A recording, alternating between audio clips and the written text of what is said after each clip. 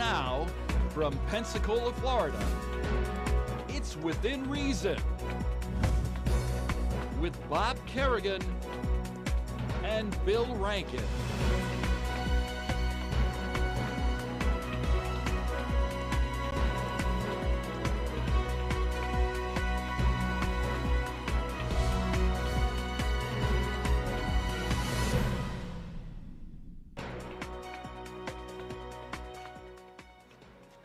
Welcome to Within Reason. We come to you every week at this time. My name is Bill Rankin. With me is Bob Kerrigan. I said the names wrong. It really ought to be Bob Kerrigan and Bill. The whole thing is Bob's idea. I think that's appropriate. Yeah, yes, it is true. Thank you for that. Yeah. Very and appropriate. Every week we talk about both local and national political issues, and every week we have this rich menu of important stuff, crazy stuff, absurd stuff, and a lot of lies. Yes, we have a lot of lies. One of the big stories is, of course, they always pick out the outliers. And the doctors got $20 million.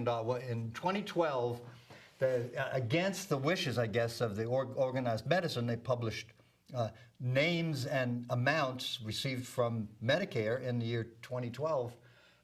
Bob, you've spoken to a group of medical people. Was it about that, or?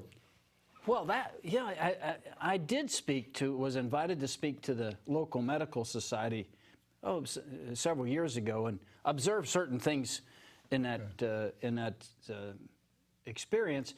It was a dinner, and a lot of physicians, obviously, their society, and they had invited me to talk about malpractice, and it was a little hostile, but they were very cordial to me, very nice, and so.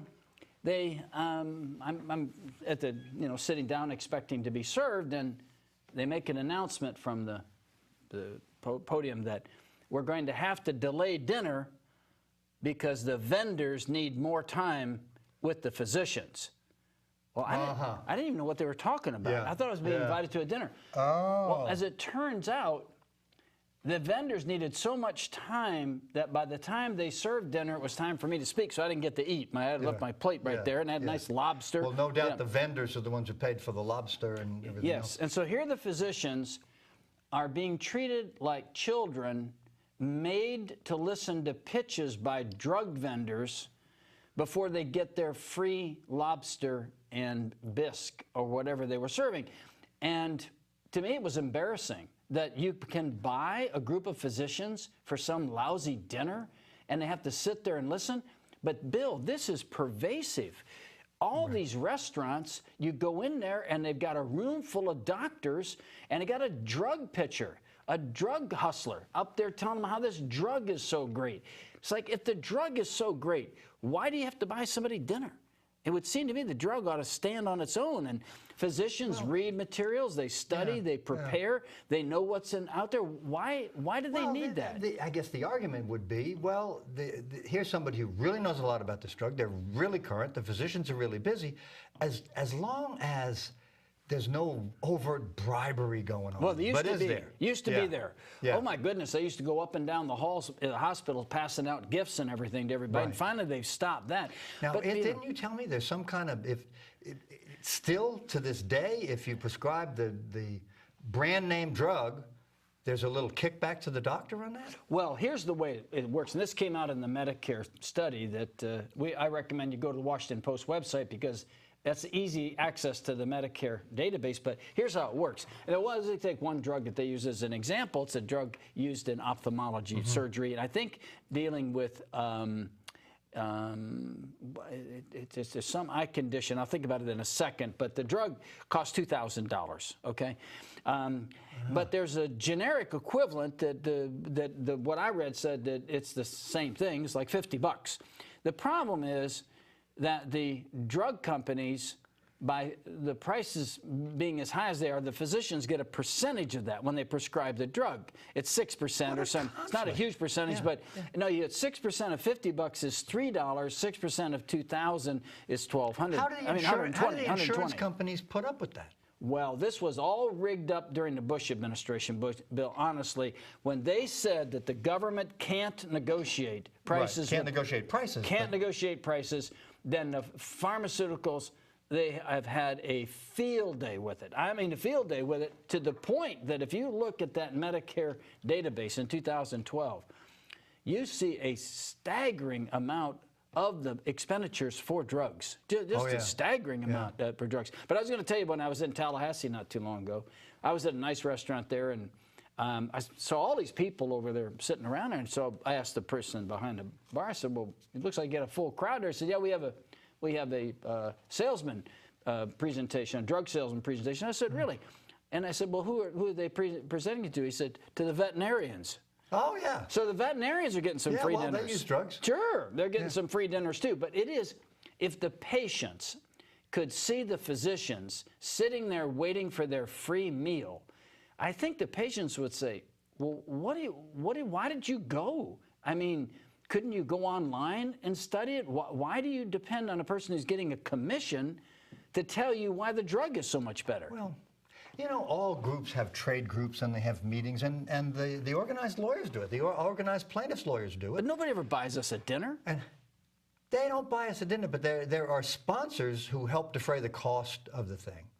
But nobody. I mean, there are sponsors out in the hall who are trying to sell you engineering services or expert witnesses or something like that. I think they pay the organization, but I mean, they do. Yeah, but they pay the organization, which I presumably defrays the cost of the meeting that you're going to, although they're pretty expensive. You have painted this about as good as you can paint it. Okay, I mean it's bribery. Okay, well, it is dignified people bribery. act according to their self-interest. Of course you know, they do. remember when one of the investment houses, they had their own proprietary mutual fund, and this fund really went south, and they paid they're not stock salesmen anymore, they're account representatives or wealth managers or whatever they call them. But they got an extra tiny little sliver to push their mutual fund. That's what they did. Everybody got into that mutual fund, and then the mutual fund tanked, and there were lawsuits all over the place. You remember when we had a big stink about federal judges going on these free junkets and stuff? Well, the only stink I ever heard made about that was you, but it's probably a valuable service. Well, the judges said it helped them become educated by the special interests, what they wanted, which always seemed to bother me. Why would a judge need to be educated by people who have an economic interest in litigation? Right. I'll be glad to educate you, Judge. You can ask me. I mean, I'll tell you what I think, but they don't generally ask. But anyway, so what else you got going on? But generally, especially in the federal court, their ethics standards are very high. If you've been friends with a judge for 30 years, and we've known some folks who were our colleagues before they were judges, you can't buy them lunch. Oh, no, no. But then I never understood, if you can't buy them lunch, how can some right-wing outfit entertain them with horseback riding, free horseshoes, and elegant dinners and wine? I mean, that was a huge stink. I mean, I wasn't the only one raising hell about that. I mean, I think other people, it was an embarrassment to our federal judges, in my view, because not all of them did it. Only a few of them did it, but it was embarrassing.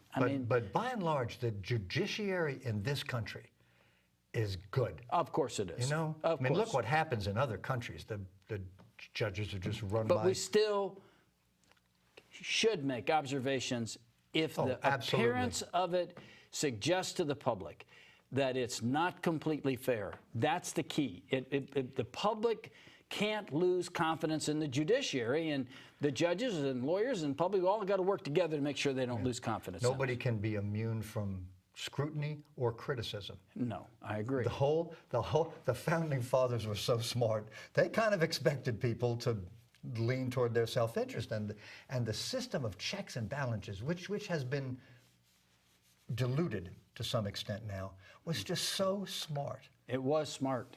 It was smart. And you know, they hashed it out. They saw it from both sides. A powerful central government, no central government. Right. These were vigorous debates. Right. This is interesting. You know what got us the Constitution we've got now, as much as anything else, what got us the Constitution we've got now is a way to deal with the debt. George Washington, it is unconscionable for us to have this debt. We got to get rid of this debt. President Obama doesn't think that, though, does he? He's got a different view, probably. How many of them think that debt is bad? The national debt doubled under George Bush and doubled again under President Obama. It's not going And he's not done. He's not done. And the next one coming up is not done. They talk the talk, but they don't walk the walk. Exactly. None of them do. Well, we can't have soft defense. We've got to buy all these weapons that are made in my state. Well, we need those weapons. We need more submarines and tanks. And there are examples. One of them was, I think, the Abrams tank, that the Department of Defense said, we don't need any more of these. We got enough. And our legislators, our leaders, are just, oh no, we need more. What's the vehicle now, Bill, that they're giving to law enforcement that is an anti-missile, some massive. So now we have this thing. So our sheriff is going to drive it around, I guess. Military personnel carriers and stuff, and really our law enforcement has become really militarized. I mean, see these guys with the helmets and the assault rifle, and it gets misused. I mean, you can see examples in Reason magazine, which I highly recommend to everybody. It's good. I do. Yeah. It's good articles. Of they suspect somebody of being a minor pot dealer, and they break into his house. They're all armed. They look like Star Wars or something. The stormtroopers, I wonder if things go wrong and people get shot. Things go wrong. Yeah. And as we know, in Escambia County, things occasionally go wrong. You can get your dog shot. I mean, you can get your leg shot. And the guy, when they're going out to his car for his cigarettes, you get the leg shot too. Oof. So what else you got going on? Let's talk about some local news. Okay. Mr. DeVerona filed a lawsuit against the city because he claimed he had 60 days to get his equipment out of the airport, and he won. It's a big win for him, right? No. No, why not? Well, what really happened? Oh, there's more. What really happened, is a relatively minor issue that should have, by reasoned adults, taken about 20 minutes to resolve, ended up in a gigantic lawsuit with subpoenas being issued. They issued, Mr. DeVerona's lawyers issued subpoenas to the mayor, to the chief executive officer, to the public relations person, and the head of the airport. For 5 hours, they had to sit and wait. And at the end of it, the judge did what was eminently reasonable, denied all allegations of the plaintiff's complaint, that is DeVerona's position, did not prove his case, did not prove one element of his case, but the judge reasoned that he should have 60 days to move his equipment to protect his financial interest, which to me was a good solution for Mr. DeVerona and for the airport. Well, wasn't that what he was suing about, the 60 days? No, he was suing to get an injunction. And the court denied the injunction, because they had not proved any aspect of the injunction. Well, wasn't he just trying to enjoin the city from kicking him out? It tried to enjoin the city from kicking him out. But what had happened was, prior to the lawsuit being filed, is the city, apparently the lawyers for the city, had a genuine concern that Mr.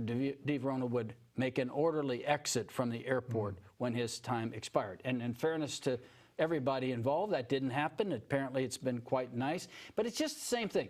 Here we are as taxpayers, and we have to watch a fiasco lawsuit that should never have been filed in the first place. It should have been reasoned out. But we're in a situation now where it's quite popular to race out and sue the city. You know? You sue the city. City taxpayers have to pay. It's a bad idea. And it doesn't matter that the lawsuit is. They said they could have sat down and said, well, your interest is in getting that space back, and mine is protecting my property, and we'll work something out. And could have been worked out. Could have been worked out. Should have been worked out. And that's what lawyers are supposed to do.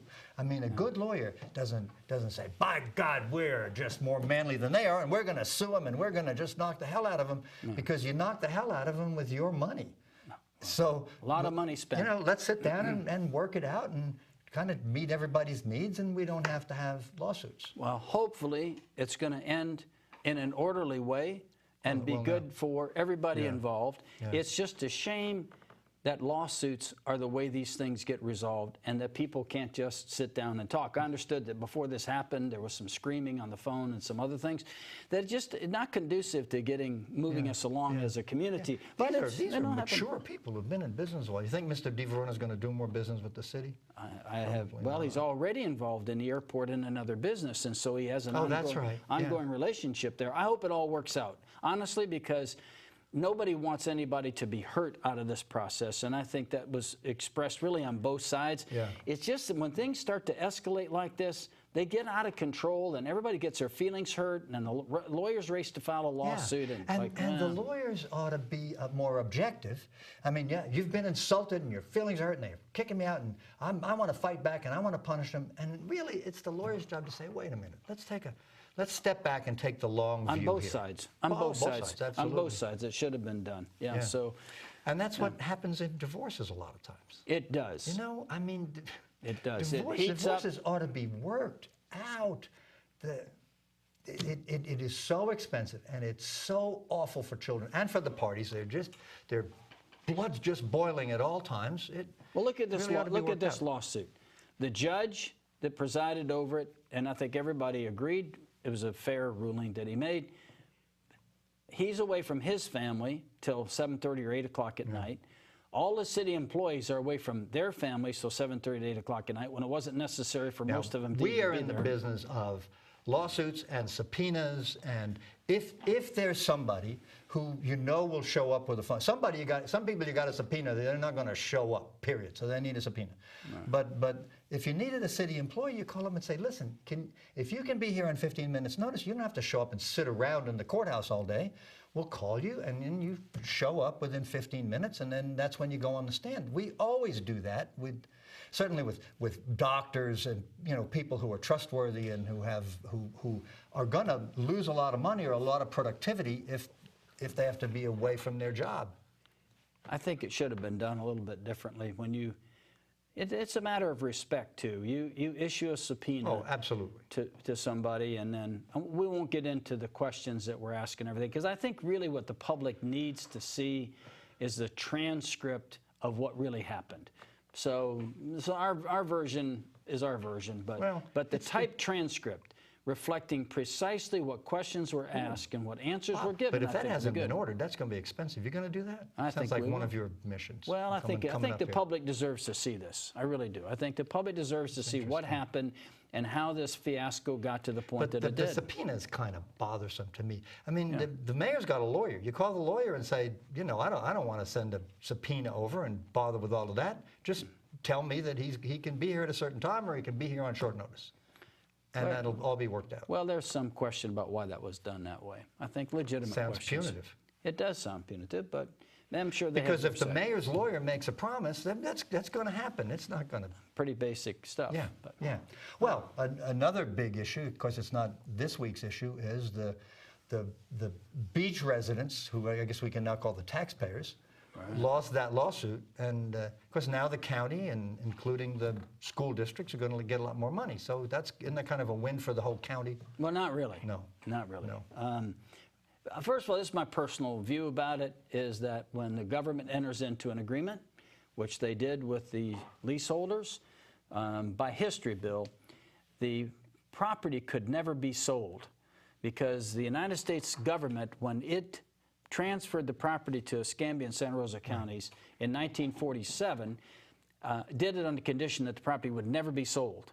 Well, the governments came up with this creative idea, well, we'll just enter into these long-term leases, and we'll kind of fool the federal government because we won't have sold the property, but the people will get the benefit of long-term leases. So they told the people when they did it, well, when you lease this property from us, you're not going to have to pay any taxes, because that's sure. And part of the reason some people really like that property, they don't have to pay taxes. They didn't have to pay taxes on it. But then the government started needing more money, and so the government just, in my view, and I'm sure the lawyer for the Island Authority would have a different view about this, or the county, I think they just changed the rules. And they changed the rules, and they said, you know what, we're going to start taxing you. And so then all before this that, we litigation. had the Municipal Benefit Services. When I lived out there, MSBU. the right. MSBU, and you had to pay something for. You had the sheriff's department was out there, so you had law enforcement services, and you had fire services, and that It cost was something. on the basis that the lease itself was not supporting that activity. But it was a bonanza for people with property on the water, because I think each house was the same thing, whether you had a $2 million house or a $100,000 house. Indeed. So over time, and you're quite correct about the MSBU, but over time then we got to the point where the government said, we're going to tax you. And so this lawsuit started. It's been going on for years. Many property owners on the island are going to be faced with major huge tax bills.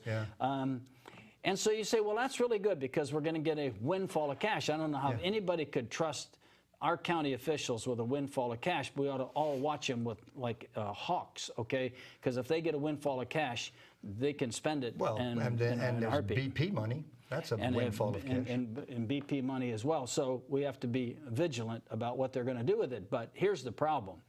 You have really undercut the development, economic development and advancement of the beach properties. I feel really bad for the hotel owners and people who've made big investments on the beach in reliance on a system that now is getting changed, and they're going to get zapped with these additional taxes. It's really bad. And you say, well, so what? These rich people on the beach, make them pay. A lot of people on the beach aren't rich, for one thing, and the other thing is, having somebody who's rich or appears to be rich doesn't give anybody a license to treat them unfairly. And if the Mayor de Blasio from New York is watching, you tell him that too. I'm trying to tell him that, too. But I never met him. Well, this idea that, well, we don't care because somebody else is getting gouged by the government, and the government's reneging on the deal. I mean, they enter into a lease. A lease is not subject to ad valorem taxation, okay? I mean, so that's it. You have a lease what payment. the Supreme Court said, well, it's kind of the same thing. Kind of the same tantamount thing. to. So what they've got is, well, you really have bought the property, wink, wink, even though you lied to the federal government and deceived the federal government into this wink, wink deal you entered into. So it was a big mess. And the Florida Supreme Court, they ruled, hey, you got to pay the money. So there's a lot of money coming in, and it's going to really depress values on the beach. I mean, people are going to take a very different view about investing on the beach, which I think is not, it's not necessarily beneficial to us, Bill, but it's certainly not this win-win kind of proposition and for our county. And, and you would expect if you're trying to sell something on the beach, it's going to be a little harder to sell because your buyer's now going to have to pay taxes in addition to the lease payment. Yeah, going forward. And a lease payment and taxes. Well, that's interesting about the lease payment because I think they're going to have to eliminate the lease payments. I don't believe you can charge people a lease payment and charge them ad valorem taxes. And that's one of the discussions they're having. This is an interesting discussion that the island authority's having. And that is, we won't have any money. Right. So we'll go to the county and they'll give us some of the money they're collecting. No, maybe they shouldn't. They got 1 vote out of 5. Yeah. That's Grover's area, but Grover is not a majority. As great a commissioner as he is, he's not a majority. And the rest of them, the 4 others are probably saying, that's too bad, Grover. Well, what we do around here, we create lots of extra levels of government. I mean, the beach is part of the county. Well, now they're talking about doing away with the Island Authority, doing away with lots of stuff, which I've advocated doing away with the Island Authority the last 30 years because it's just another government, and we don't need other governments. In Escambia County, we are notorious for creating governments from a community that swears they hate government and they hate regulations.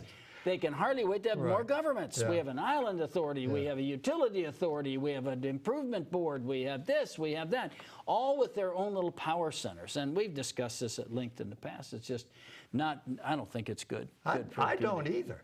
I don't either. Because do away with all of them. All of these people have executive directors and salaries and the very and next hierarchy. Next thing we should do is consolidate city and county government. It is an absurdity to have these 2 law enforcement agencies, among other things. It's a huge portion of the budget to have 2 law enforcement agencies in the same community. And Jacksonville has a unified government. It's really unfair to the city because in the city you pay all the county taxes, plus you pay extra city taxes, which go toward the city police. And there's some fiction that somehow the sheriff's department is helping you out some way because they serve subpoenas or something, but the law enforcement is the city police, and you're paying twice. Half of your ad valorem taxes to the county go to the sheriff. Yeah. And people inside the city of Pensacola get virtually no benefit. Now, they always have an argument, well, we issue subpoenas in there.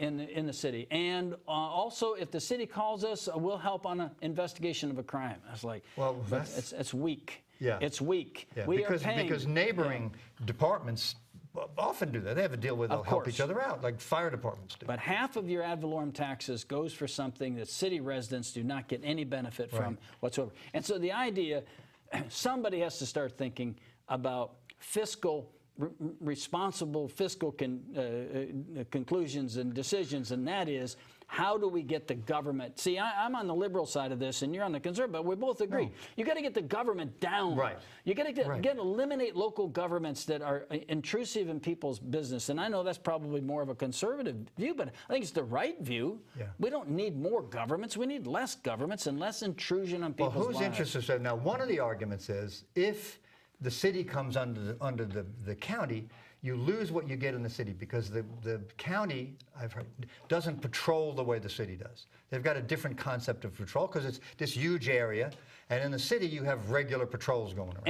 Any other community in the country that has consolidated figures it out. Yeah, there's a way to deal with it. Of course, you have more police patrol in heavier populated areas. More urban areas. Yeah, that's not rocket science, as they say. You could do it. If there was a will to do it, which there hasn't been to this point, to do away with these governments, the utility authority, the island authority, the downtown improvement board, just do away with all of them and unify the governments, I think we'd be a lot better off. I really do. I think that our community could really do something now. And the taxpayers are just burdened too much. Yeah. There's too many taxes. Well, we have extra taxes. Taxes. The gas company, the city of Pensacola running this gas company, charges a lot more than they need to charge. It's just extra revenue for the city. It's a lot of revenue for the city. I don't know what it is, but it kicks in. It's very much like a tax. Kicks in about $10 million to the city.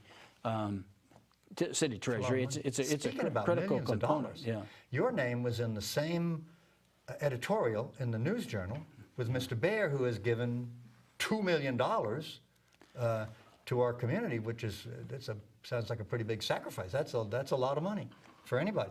Well, backing up. Not really. Maybe not. No. Backing up just a step, and we'll talk about this after the break. Credit due where credit is deserved. Mr. Baer gave a wonderful contribution to the University of West Florida. I believe it was $1 million towards scholarships here. No, it wasn't that long ago, and a great act of generosity. I think with no intent, and I mean it sincerely, to deceive anybody, this $2 million is not what it appears to be, and we'll talk about that. Yeah, we're going to take a break. Okay. Stay with us. We're going to take a brief break, and we'll be right back with Within Reason with Bob Kerrigan and Bill Rankin.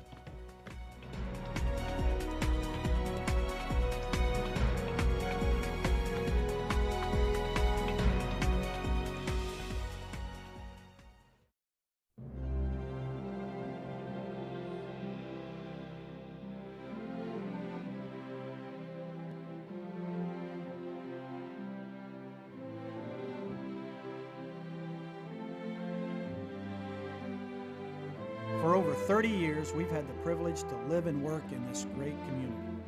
Kerrigan, Estes, Rankin, McLeod, and Thompson, representing accident victims across Northwest Florida.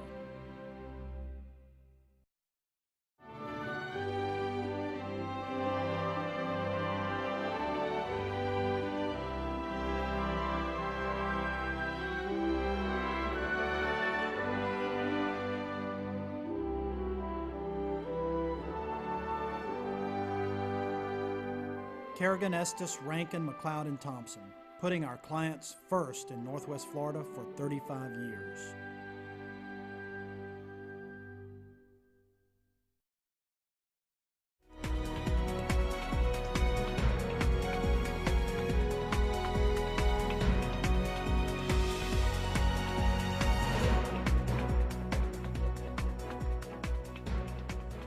Welcome back to Within Reason with Bob Kerrigan. I'm Bill Rankin, and we were talking about, and we don't want to be ad hominem and talk about personalities, but you're saying, if I'm understanding it right, that you can give a donation and get in the paper you've given a donation that's not quite what it seems. Well, and this is true for any business in Florida, so this is not just this company, and whoever wrote this article in the paper and whoever has reported just misunderstood the basic way it operates. But by background, I'll tell you that this was all designed by Jeb Bush many years ago. he initially came up with an idea that, and they passed this law that said that if you were in an elementary school and it was failing and you didn't like it, and you could take that allocated money and you could give it to one of these private schools that the Republicans just love. But in any event, that went to the Florida Supreme Court. And the Florida Supreme Court said, no, you can't do that. And there's a variety of reasons. The case is John Ellis Jeb Bush versus Ruth D. Holmes, okay? So if any of you want copies of it, you'll let us know. We'll give you a copy of the case. But the Florida Supreme Court said, no, you can't do that. You can't take money from public education that way and give it to the private sector, not taxpayer money. So here's what Jeb came up with.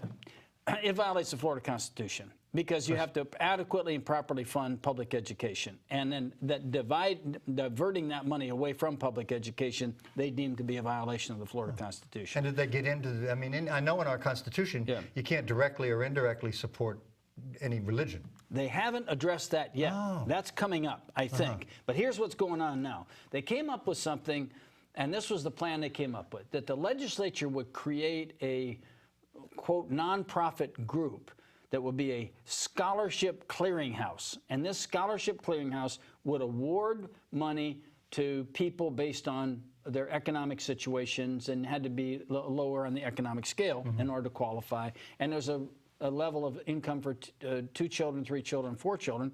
And this is the way they funded it, okay? Because you couldn't just take public money and give it out. We've already been through that. So here's what they did. They said, okay, here's what we're going to do. We're going to create a dollar-for-dollar tax credit, not a tax deduction. So let me give you an example. Let's say you owe $1 million in either excise taxes or other taxes to the state of Florida. Instead of writing that check to the state of Florida for $1 million, you could write it to the scholarship house for $1 million, and then they could award it to students, okay? Now that's in the court system. This hadn't been fully checked. And ordinarily, if you have a tax deduction, it just reduces your gross income. Right. So if you have a $100,000 tax deduction, you don't pay 100% taxes. So what it means to you in terms of taxes is way less. Way less. But a tax credit literally means a dollar-for-dollar credit against taxes you owe. Back to the example, you owe $1 million in Florida taxes. You give $1 million to the scholarship house, you owe $0. So what's really going on is the taxpayers are being deprived of these revenues, and they're being used in the private sector by this Jeb Bush created thing. It's all in Jacksonville. There's only one of these clearinghouses, by the way, and it's in Jacksonville, and the legislature created it. So how much money is involved? Well, way over $250 million. I don't know what the number is now. Really? Yes, and all the major corporations appeasing the Republican leadership, they just keep putting money into this thing. And this donation, from all I can tell, is that kind of donation. That is, it's a designation of tax money that you owe going to this clearinghouse. You just decide that your tax money is going to this private education for scholarship students. Why wouldn't you do that? Well, what's wrong with it is, wouldn't we all, is it universally realizable? Is it ethics, according to Immanuel Kant? If all of us could just say, well, all right, I owe $10,000 in taxes, so I want half of it to go to the Coast Guard and the other one to the Woodstock Museum or something. You know, so I'm just going to, I'll pay the taxes, but I want to tell you exactly where it's going. And it wouldn't go to a lot of the things it's going to now, for sure. No airplane for Nancy Pelosi. No, well, I understand. Wouldn't be that. One of the things you would not want wouldn't want would that, be favor that.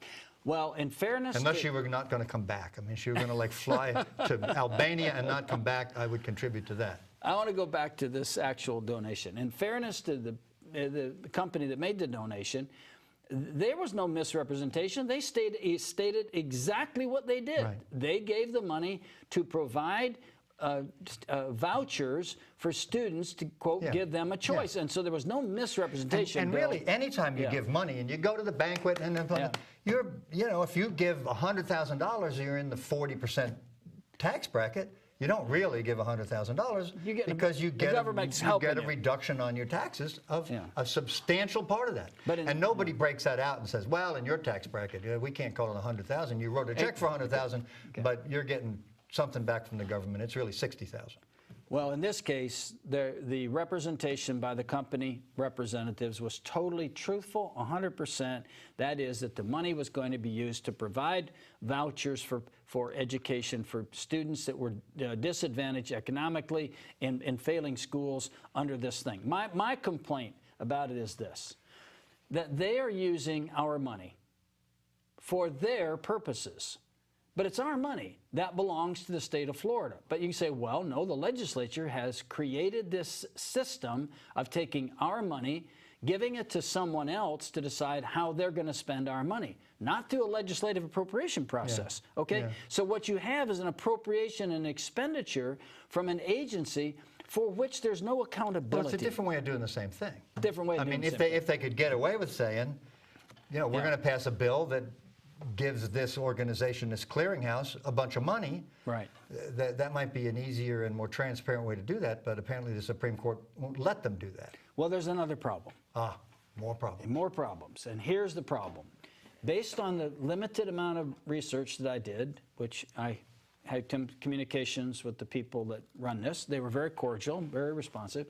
75%, based on what I recollect, of the money that is being spent is going to students who are going to religious schools. Yeah. Well, that's who the private schools are. That by and large. I mean, look at our community. Yeah, that is a direct violation of Florida law. A direct violation of Florida law. That is, you cannot directly or indirectly, in any fashion or form, support religious institutions. And this is an indirect payment to religious institutions. Well, there must be a counter-argument because it's still going on. Well, it hasn't worked its way through the courts yet, but I think eventually this thing could be could be dismantled for that reason. That is, and the other part about it, and I'm always bashing Jeb Bush, but because he's touted as this education expert, and really the whole time he was governor, he fought tooth and nail against any kind of accountability for schools that were taking money and cutting it away from private education, for public education rather. He was opposed to testing, he was opposed to accountability, he was opposed to credentialing of teachers, and he was just a disaster for public education in Florida. And I hope he runs. Honestly, Bill, I hope he runs for president, because it's all going to come out. In some places, charter schools and using public money for non-traditional education, let's say, appears to be a success. At least a lot of people like it. What happened in New York was the mayor, who I'm just really interested in New York politics. I get this New York Observer. I have family in New York. And we went from Mayor Bloomberg, who was a business guy and kind of a right-winger, although he was a nanny too. Even don't eat fat food or I'm going to smack it out of your hand. Don't have big Cokes. It was trans fats are bad for you. You know that. Yeah. Yes, but he ran the city in a very business-like way. He did, and the city was well run. And here comes Mr. de Blasio, who is out of sight on the left. I think we've got Che Guevara and the Castro brothers, and way out there somewhere is Bill de Blasio. He is really a left-wing wacko, in my opinion. Yeah. So, but he was supported by the teachers union. The teachers unions are really strong. New York City is a union town, which is why bus drivers make about $100 grand a year. And if I had to drive a bus in New York, I wouldn't do it for $100,000. I wouldn't do it either for $100 grand a year. But the question is, can you find somebody to do it for $50 grand a year? And the answer is probably yes. Maybe, but they have more wrecks, so the city would get sued more. I mean, there's another side to that. Okay, so I know you're not a big fan of the mayor. Yeah. So what is the real problem now? Okay, there were charter schools, and by all accounts, and I'll tell you where I get this, there were charter schools in minority and underprivileged neighborhoods that were doing very well, and the parents loved them. In Harlem, and there's a few of them that they talked about, and they were allowed to use some city property, schools that they had closed or something. But the teachers' unions hate that because a lot of these teachers aren't necessarily paying dues to the teachers' union. That's what it's all about. And Mayor de Blasio started basically forcing these charter schools out by raising their costs. The parents, you should see the parents. I mean, this crowd of parents, they're all minority people, Hispanic, black people, their children, they can't send their children to the Chelsea Clinton and Obama children kind of schools. They have to have some support from somebody. They don't have a lot of money. They were outraged, and they're de Blasio's kind of natural constituency. And we'll see how that goes. Jeb never went to public school. You know that? None of Jeb's kids ever went to public school.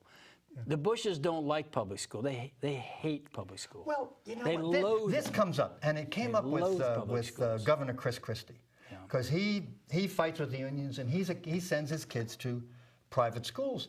And where your kids are concerned, you're going to send them to the best school. I'm not going to deprive my kids. I agree with that. If I think this is the best school for my kid, I'm not going to whack my kids in order to make a political point. I think it's a good point. And we were the same. Our kids went to private schools, at least up to high school. I want to go back to Jeb Bush. Okay. My complaint is that he got on the soapbox and banged Bill McBride for supporting the constitutional amendment to limit class sizes, when his classes that he went to consisted of 12 to 13 kids. His kids went to classes 12 to 13. Then he had the audacity to suggest that the bigger classes produce better results. I mean, it was just a disaster, well, you know? The class size amendment was a bad idea. Maybe it was a bad idea, but, you know, there's a lot of questions you could have asked Jeb Bush in that debate with, what was his name, the guy that died that did the debate with he and Bill McBride. They went so, oh, shoot, I had it and then I lost it, but they were so soft on Jeb Bush in that. Really? And then later, Tim Russert. Then later, Tim got some private interviews with Bushes, and they all worked it out really nice. Bill McBride got hit right between the eyes with that whole deal, okay? In my opinion, he got hit between the eyes. But I want to ask you this question. Do you think Jeb's a viable candidate? I mean, they're talking about, I know his mother said we've had enough Bushes, but no, she didn't say enough Bushes. She said enough Bushes and Clintons, because at that time, Hillary was looking like she was going to smoke all the Republicans. Now, Hillary is trying to decide whether or not she's going to run, and she just came out with an alleged book, or political book. I want to read the Benghazi chapter in that book. But she just came out with a book, which is what they all do. They do. You know, the chances she is not running are pretty. If she gets run over by a bus, maybe she won't run. Otherwise, she's running. I think she's going to run. She's certainly well qualified and experienced, and she'd be a fine president. And I just think you guys got to tighten it up and get used to it. This is it. This is a new day. They say her qualifications were she was in the State House in Arkansas, where Bill was performing interesting things, and then she was the First Lady, where Bill was at it again. And then what does that then have she to do was with a her? senator. Well, if that's her qualifications. That she was in the White House. I mean, she was the guy. Well, then she was the co-president, and we had Hillary Care, which is an enormous failure. So she didn't go anywhere. She wasn't in the room with Bill all the time. No. I mean, there were some things that she missed. Bill would have done a lot better if Hillary watched him all the time, like a puppy who poops on the carpet because Bill went nuts. But don't you think the old white guys are just about finished up? I mean, really, we have a changing demographics in this country. They've alienated. They have peed off all of the women in the country that have any sense. They've alienated everybody. You mean the war on women? Yeah, no, I'm just saying. The war on women. The Republicans. The craziest nonsense since the Tooth Fairy. I mean, the war on women. It's a war on. You're not getting free birth control? What a war on women. Or the Paycheck Fairness Act. I hope we have time to talk about it, because it is ludicrous. I would characterize this as the battle against women, not the war against women. I see. That's a big distinction. That's a distinction. You know, if somebody's qualified to be president, I would have been happy to vote for Colin Powell, whatever. You know, wouldn't bother me a bit that he's a black man. Yeah. I'd be happy to vote for a whole lot of women, not Hillary. Hillary's been a left-wing loony her whole life. She hides it pretty well. Really? Well, I say you apparently don't agree with all of her positions, I guess. Do you agree with any of them? I'm trying to think of one I agree with. You did? But you agree No. she's qualified? I mean, she's Secretary of State for 4 Well, years. she's been certainly a lot more qualified than the fellow we have up there now, who was an ineffective state senator, and then he got in the U.S. Senate and started running for office instantly. Said, this isn't good enough for me, the Senate stuff. I need to be the big guy. He was a the pres." community organizer, and he did a good job with it. Why do you begrudge him that success? I mean, Republicans won't talk about it. If your job is to get government money for people, I mean, I guess that's a qualification. But you see which way we're headed. I mean, now he's getting government money for everybody, regardless of the debt. What do you think our Republican leadership does in our community and in this state? They get money for their friends. Right, they That's what they do. I mean, that's why they're over there. They're not over there to make some grand statement of good government. Absolutely the public doesn't trust The national debt doubled under Bush and then doubled again under Obama. I'm not saying we need another W in there. We need somebody with some fiscal responsibility, and we need somebody who's willing to say entitlements cannot go on like this and put up with the inevitable, you're balancing the budget on the backs of the poor, however they define poor. Well, both parties are not aligned with the position you just stated, which is probably tragic. Nobody is. Nobody is. I don't give a lot of money, $25 a year, I'm not a big donor. But I'm a member of the Libertarian Party.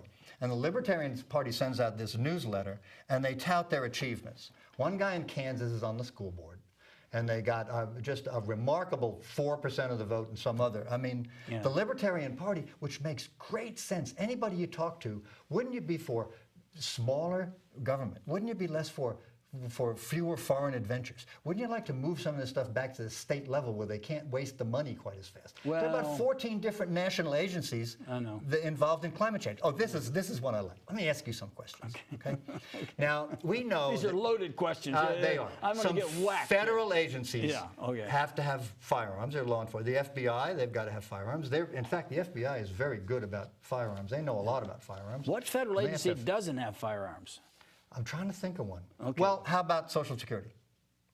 What do you mean? Social Security office people? The Social Security Administration. Do they have firearms? I don't think so. Loads of them. Oh, they do? Yes. Oh, yeah. How many? Why do they need a gun? Well, the Social Security Administration is set to purchase 174,000 rounds of hollow point bullets. The Social Security Administration. How about, now you can see, how about the U.S. Department of Education? They wouldn't have guns. I wouldn't think so. They do. They do. Bureau of Land Management, Department of the Interior, U.S. Postal Inspection Service. Well, you don't put enough stamps on there. No, but those postal, going postal is a problem in this country. So how about this? Okay. The National Oceanic and Atmospheric Administration. They probably have to shoot like. I cannot imagine. Piranhas. These are the weather people. They're looking at weather radar. Yeah. They have guns. They have guns. They have security people and guns. But you're a big gun nut. I am, but I don't want to pay for the National Oceanic and Atmospheric Administration. Some of these outfits shouldn't exist at all. The U.S. Department of Education is useless.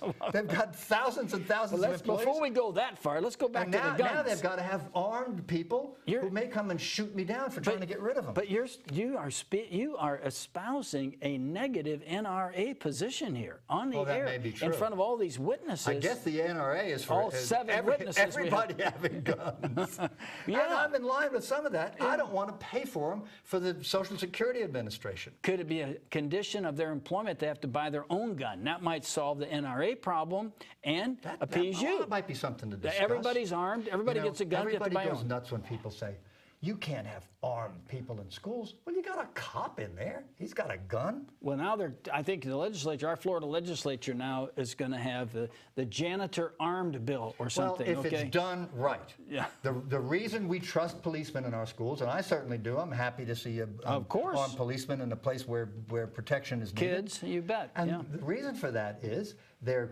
carefully vetted, they're trained. Right. They get them in real circumstances, they train them, they have constant training. But you could have all that training without being a policeman. Did any of them ever nap on the job, do you think? Policemen? Yes, no, in the schools. I mean, do you think they rest some? I think that lots of employees rest on the job. I wouldn't single out police. All right, I have a question for you now, since you've asked me. I have a question for you. What percentage of men believe that their wives vote the way they do. What percentage? You gave this way. It's like 80%. 73. Yeah. All right. Yeah. But what percentage of women say their husbands vote the way they do? Yeah. Is it 50? 50%. 50%, yeah. Now, I have a theory about that. Yeah. And you may have a theory. Do you want to give yours first, or you want me to go? No, I want yours first. My theory is that these strong-arm, right-wing Republicans that tolerate no dissension and run their house to keep their wives barefoot and having babies, tell the wives, you will vote for these right-wing nuts. And Honey so this says, is obviously, this statistic you gave is broken out by party, obviously. let me finish my position. Okay. Let me finish I'm just giving you my opinion. Okay. We just jump to the cross-examination after I get to present my position. Okay. And Honey, who's barefoot and pregnant in the kitchen, who doesn't really like this role, and she's only receiving 77% of pay that men get, says, yeah, honey, you're right. I'll support those right-wing nuts. I love them too, sweetheart. Kiss them, go to the voting booths, pulls the screen and votes against them, votes for the Democrats every time. That's why you have this disparity. These strong-armed white guys, they think they can run their wives. And the wives get in and say, you can't run me now. Curtain pulls. Democrat, Democrat, Democrat. That's my Probably. opinion. I mean, women skew Democratic. They Maybe do. they're buying this nonsense. You're only getting 77% of what men get, and that's discrimination. And it isn't. I want to give you, do we have about 5 minutes? Yeah, we have time, sure. And I have yapped about this for a long time. You look at some disparity in an outcome, and the progressives jump to the conclusion that they know what it's caused by, and they know the remedy, and they're going to just kind of coerce everybody into their remedy. Let's go back to the early part of this century. In the early part of this century, it was determined that lots of people, but let's pick black people for now. Lots of people, Irish people and Southern Europeans, they weren't quite the caliber that we wanted, and we really needed fewer of those people. And that was what eugenics was all about. And the eugenics movement was really kind of part of the progressive movement. I mean, a lot of the people in the progressive movement, including Wilson, and I think Teddy Roosevelt, and just a lot of big-time people, they believed in eugenics, meaning we're going to make the race better the way you breed dogs. You know, we're going to breed the people we think are good and successful, and we're going to somehow suppress the breeding of people we think are inferior. Now, that tells you they're about manipulating everything to their ends, and they're wrong. Why? Now, forward ahead to us, and let's assume, and it's true, black people don't do as well on IQ tests. So they see that statistic and decide they know what caused it. Discrimination. And how they're going to remedy it. Well, some of the remedies aren't so good. There is a book, and it's kind of an academic book. It's kind of a heavy lift by Thomas Sowell. And he is fascinating about this. He said, let's assume that the potentiality of two different groups of people is the same, the ultimate potential of them, and there's no discrimination. Do you think they're ever going to have the same outcomes if they're different groups of people? Of course not. And he has all of these examples. In the Hebrides, there are apparently children who speak Gaelic and children who speak English. And they look alike. We're not talking about race here. Well, the Gaelic speakers don't do as well. There are tons of reasons for disparate outcomes. Inbreeding of the Irish, maybe, but go ahead. Well, the Irish, you know what? When the Irish first started coming here, all kinds of cholera broke out in Irish neighborhoods. And people said, these Irish are a menace. And there was actually kind of a reason for it, you know? Right. And you had signs that said, you know, we're hiring, but Irish need not apply. Irish need not apply. Now we've had Irish presidents and Irish mayors and everything else.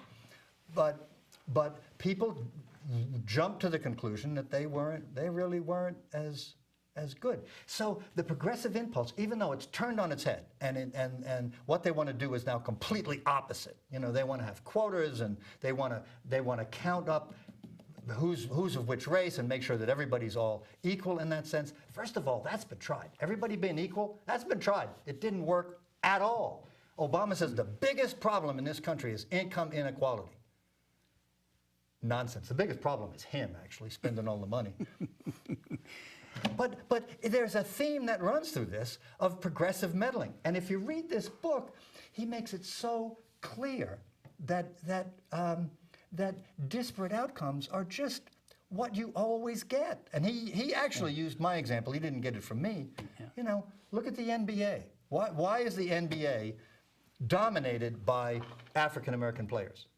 Are they naturally better athletes? You and I discussed this before Yeah. because the little kids are out there playing Yeah, basketball every exactly Saturday right. morning. Yeah. Okay. Look at the basketball teams. They're predominantly black. Look at the volleyball team. Same skills: jump and hand-eye coordination. Can I go to Predominantly something white. a little lighter? Just a Just tad something light? lighter. Just Okay. a tad lighter. Let's do it. We got 'Cause we're running out about of time. 3 or 4 minutes. Yeah. I just wondered how you felt about doing away with greyhounds and still calling it the greyhound track, the dog track. How do you feel like that? Well, I think that they ought to keep the greyhounds because the only reason they have greyhounds is so they can race, and treat them a little better and have an actual greyhound track. I know because- that's not the current popular position. Well, no, the gambling industry wants us to have greyhound tracks with no dogs because they're now very concerned about dogs. Yeah. They've been killing Well, them right and left apparently for about two a lot decades. of dogs die and they Well, live I'm just in saying, difficult they didn't care. circumstances. They've been killing them for two decades, and so. But now, what they want are vending machines. I mean, poker machines and slot machines, and I guess we're going to have video dog racing or virtual dog racing or something like that. And so we'll still. And you can bet on it. We're going to go to the dog track, but we're just going to go out there and gamble. Now, let me ask you another question. In our community, we'll build out all the poker rooms. We are going to have all these new employees, and they're going to be so prosperous. They're going to wear nice suits and cufflinks and everything.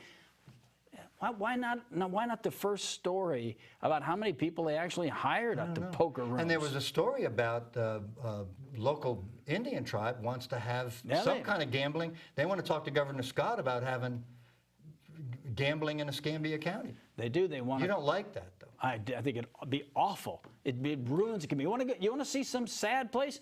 Take a bus trip to Biloxi and just get outside the casinos and ride around in the community. And Same thing with look at Atlanta the City. bankruptcies. Look at the families ruined. Look at the moral degradation of the community. There are a bunch of thugs and criminals that run those damn things anyway. We don't want them here, period. We don't want them. We ought to all fight all we can to keep them out of here. But I know you kind of like them, huh?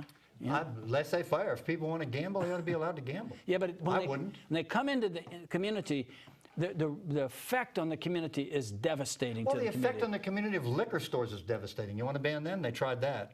Well, they did, but I would probably at least enforce the people that can buy it. I mean, I don't think it's good to have them here, but I mean, you can control. You can't control what happens when people go into a casino. They go in there, they lose all Can't their money. control how much they spend. That's what I'm saying. You can't do it. They lose all the money. They can't pay for their kids' food or whatever. I don't know. Bankruptcy, it's just one disaster after another. We covered most of these disasters. That's a pretty good All right, argument. you get to say this. What is the one, we're going to conclude with this one little blip here. What is the job that each week we'll talk about a job we wish we had. Bill gets to give me a I want to be a judge of beauty contests. And you think that'd be a good job for me? I think that would be a good job for you. And I want you to come like up. that. You can. I mean, I have some ideas too. The job I would like is the guy in the restaurant who's usually overweight and a little goofy looking, who goes around while the women waitresses are breaking their necks, killing each other, waiting on everybody, and he's asking, "Do you like your food?" Okay, that's his total job. That's all he does. Do you like your food? And if you say no, he whistles the people actually doing the work to come over there and actually take care of the problem. All right, that's that. Next good week, job. we'll have another job we really would like to have. And this has been quite enjoyable. Yeah, it has. Yeah, it has. Thanks. And thanks for joining us. We'll see you next week. We'll see you next week.